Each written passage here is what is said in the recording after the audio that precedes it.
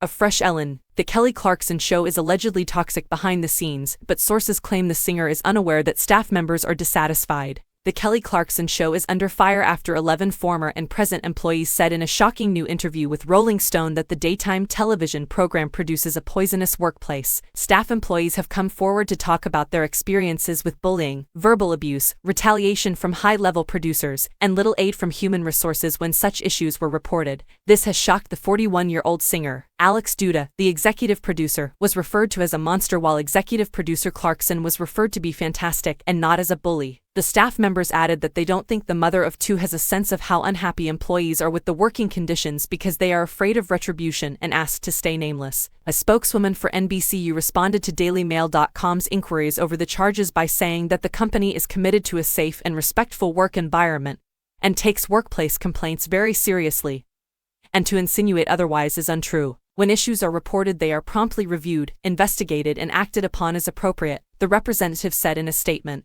The Kelly Clarkson show strives to build a safe, respectful, and equitable workplace that nurtures a culture of inclusivity and creativity. The three-time Grammy winner's talk show became an immediate hit upon its debut in 2019, 2 years before Ellen DeGeneres was accused of also having a toxic work environment on her show, The Ellen DeGeneres Show. One former employee stated, "NBC is protecting the show because it's their new moneymaker, but Kelly has no clue how unhappy her staff is." Another recalled, "I remember going up on the roof of the stage to cry, being like, oh my gosh, what am I doing? Why am I putting myself through this?" Many former employees pointed at Duda as toxicity and insisted she blocks the host from hearing complaints about unfair treatment. "I have a friend who's an executive producer who warned me about taking this job, because apparently she has done this on every show she's worked on," one past staffer claimed. While all 11 employees said they believe Clarkson is in the dark over much of her crew's suffering, they pointed out their wages were too low to afford basic necessities. Without a side gig, many staffers say they pick up babysitting gigs, drive for Uber Eats, and walk dogs in order to pay their expenses. "Kelly is fantastic. She is a person who never treats anyone with anything but dignity